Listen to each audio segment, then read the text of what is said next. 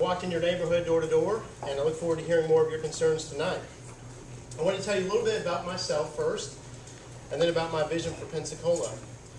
I came to Pensacola back in 1988 to go to school at UWF, and got my master's there in public administration. Since graduate school, I've worked on both the federal and state levels. I've worked as the Director of Governmental Relations at UWF, spent 4 legislative sessions in Tallahassee, so I know how that process works. I know how the federal process works as well, the funding mechanism.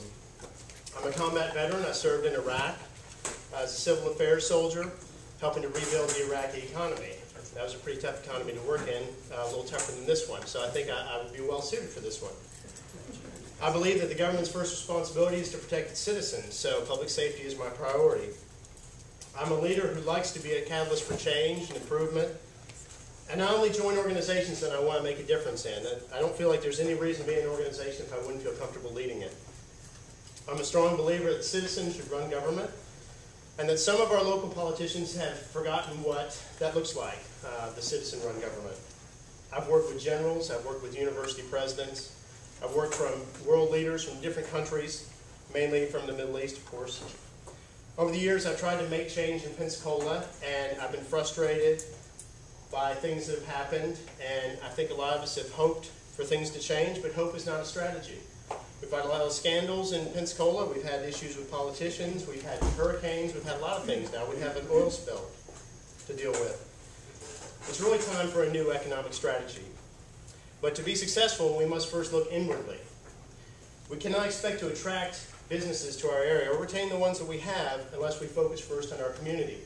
We have to look at our schools. Our schools should be the best in the county. They should not lag behind the county schools that are outside the city. We must ensure that our students are safe and that we have great teachers and mentors and volunteers to help out in the classroom.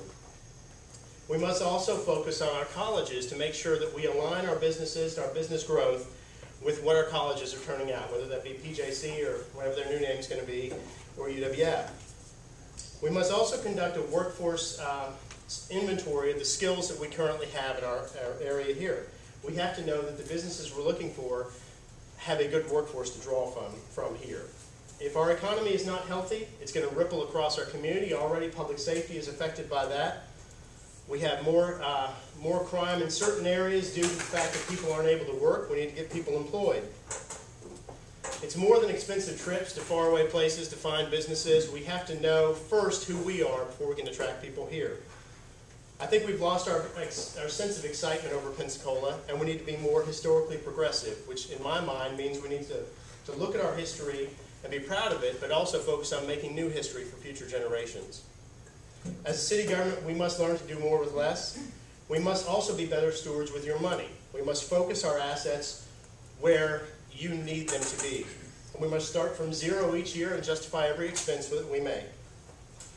Neighborhood associations like this one are core to my strategy in office. I will empower neighborhood associations to act and to have a voice, a regular voice with me, through regular meetings with me and my department heads. The people provided a clear message with the charter they wanted new leadership. But this change is only going to be successful if we put the right strong mayor in position. The strong mayor can be a catalyst for advancement, but it could also be business as usual. The strong mayor needs to be someone who not only has a plan, but the will and the strength to act on that. On August 24th, the citizens of Pensacola will cast their votes. I gratefully ask for your consideration as we make this historic decision in the future of our city. I ask that you think of the city that you imagine Pensacola could be, and if you want a safe environment that's business-friendly, open, and provides opportunities for all citizens, I hope that you'll vote for Charles Baer for mayor. Well,